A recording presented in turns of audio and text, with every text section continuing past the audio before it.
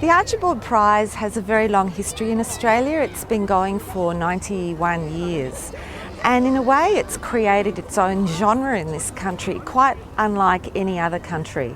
So we have an intense interest in portrait painting in Australia. And many artists, really since I would say 1946, when Dobell painted the portrait of Joshua Smith, many artists have been interested in pushing the boundaries of what portraiture really is. And this show is no exception. There are portraits in this show with no visible face. There are portraits of people wearing sunglasses. There are portraits of private individuals whose identity we don't ever know because they're soldiers or they're fighting in war. And I think it's a wonderful thing that the Archibald Prize attracts artists to really try and push a genre beyond the boundaries of what it might be understood in more academic frameworks. Whatever you think of the style, there's absolutely no doubt that Raylene Sharp's painting of me does look like me and no one else. She describes it as representational rather than realist. Whatever it is, it's beautifully painted and she deserves hearty congratulations not only for winning the Packing Room Prize, but also for making it into the finals of the Archibald. For the record, and I think I'm allowed to do this, my favourite piece is Martin Sharp's portrait of David Gulpilil. It's undoubtedly Gulpilil, though I've heard it referred to as a drawing rather than a painting. I've always loved Martin's style, which Victoria tells me is probably pop art. I rather like to think of it as whimsy. Lastly, while it's attracted a little controversy, how unusual for the Archibald, I'd like to congratulate the winner of this year's prize, Tim Storia, for his really fine painting. Some people say that it's not a portrait. I don't know Tim, I've only just met him, so I can't really say if the face on the piece of paper resembles him or not. But I'm sure I'd like his dog. It's an amazing composition and beautifully painted, and it's also rather whimsical. It's referred to by many as surrealism. Bosch, on whose work it's based, was painting in the 16th century. I doubt if anybody in the 16th century had ever dreamed of the term. Surrealism. Well, it does have realism in it, if not representationalism. The things on his belt and in his rucksack and his headless pith helmet are incredibly real. It's a truly beautiful work and I salute you, Mr. Storia. If you're perhaps carrying a piece of burning rope somewhere, we'd recognise you. Please join me in saluting Tim Storia, winner of the 2012 Archibald Prize, as I declare this Tarrawarra incarnation of it open.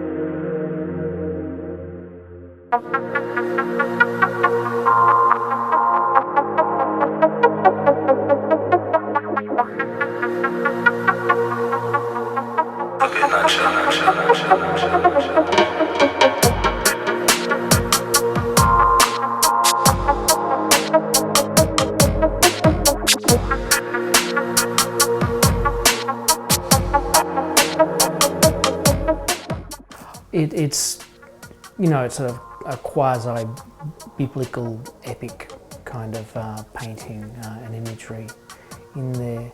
And often I think about these in all sorts of ways, you know, definitely there's the pilgrim, there's the migratory kind of aspect to it, but there's also, it's also travelling within painting.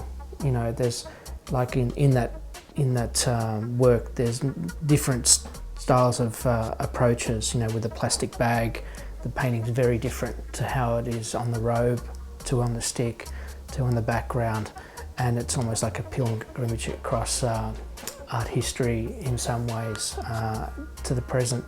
So there's lots of layers and textures going on there. So I just made this painting, and it's the opportunity, well, I sold it, and then the the buyer said, you know, it's okay if you want to put it into the Archibald. And I thought, well, okay. And I had no expectation. And yeah, next thing I knew, yeah, it was in there. But it also questioned the very notion of what is a portrait. So I thought, oh, this one's skating really close to the edge, you know. But you know, they sort of embraced that, the trustees. So that was really, you know, interesting to put that kind of debate in there as well.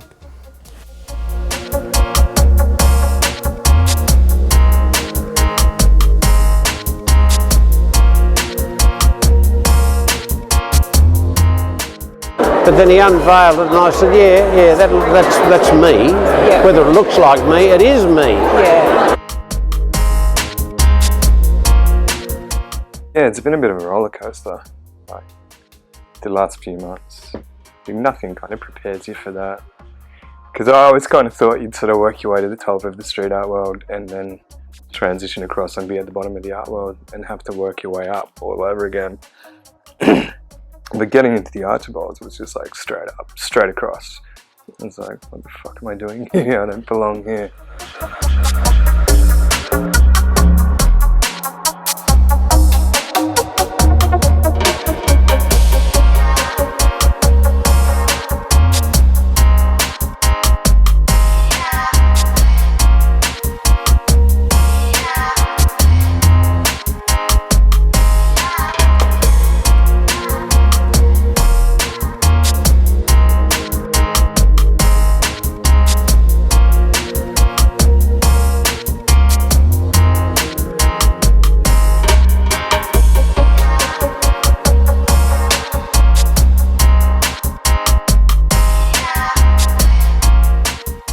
They're trying to provide an opportunity to get lots of people to come and see it, and to provide an opportunity for argument and debate about something also, because it seems like the lines are definitely divided in terms of how people respond to the Archibald. Some people love it and some people are adamantly hating it. And this is the first time I ever really received any fairly strong negative criticism about my work. Because of the Archibald, and at the same time I received an enormous amount of praise. So a lot of the work that I've been producing is about my own family, but also I'm interested in the way that as a society and culturally often that different people share similar experiences, and there's certain things, certain maybe archetypal experiences that we sort of have that helps to shape us, as well as the things that make us different. And I guess for the work that I'm producing at the moment, I'm interested in our history as, especially in Australia, that people in my generation, we've lived through life fairly untainted by conflict, well, especially with war. But previous generations in our families went off to fight for war, and that I guess I'm interested in the fact that my experiences from someone else's generations are very different. So a lot of the work that I'm producing at the moment really looks at experiences, I guess from a fairly naive perspective, that my understanding of my grandparents' experiences, my parents' experiences can only be from a perspective of naivety.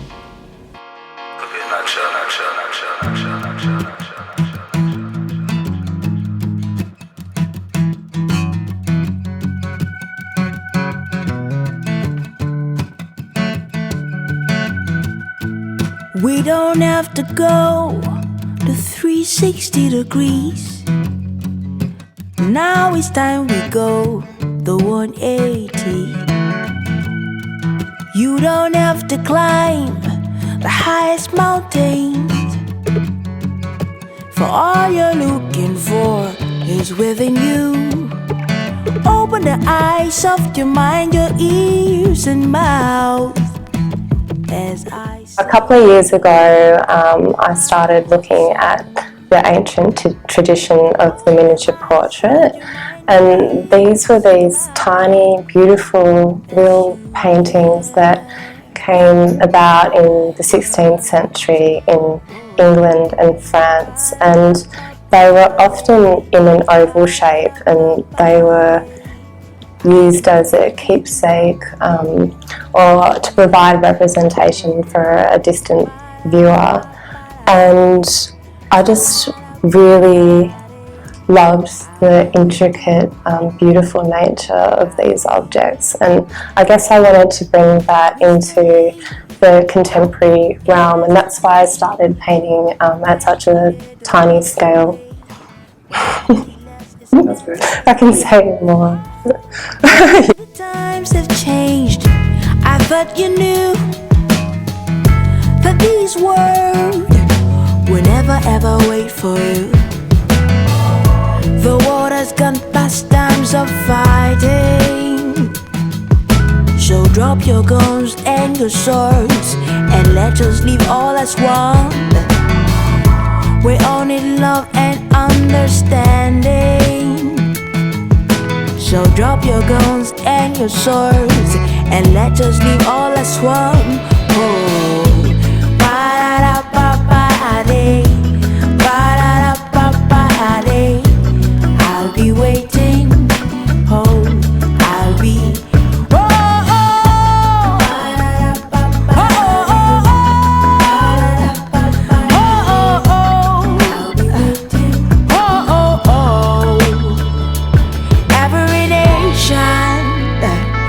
across the ocean is more than just a goddess. We all need one another. Oh, oh, ba-da-da-ba-ba-da-dee, ba-da-da-ba-ba-da-dee. I'll be waiting for you. It is, my fourth time in the Archibald as a finalist, and the 3 previous times I did self-portraits. And I got to the stage where I thought, it's time to do someone else. And I thought Lindy Lee would be perfect for my particular style and how I work.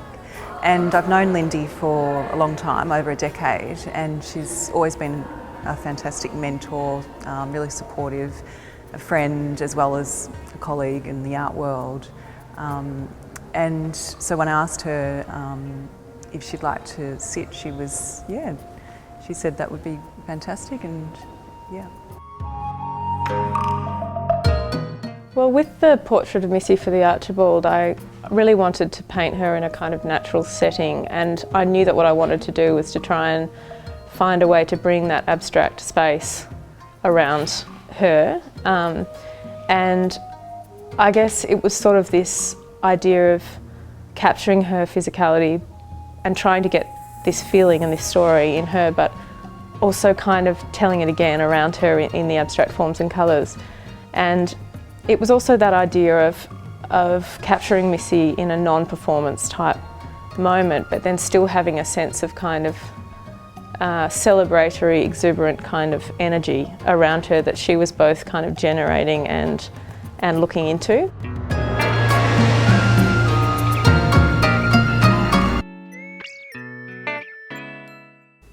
I'm an Aboriginal man. My background relates to the Kamilaroi or Gumroy people of northwestern New South Wales.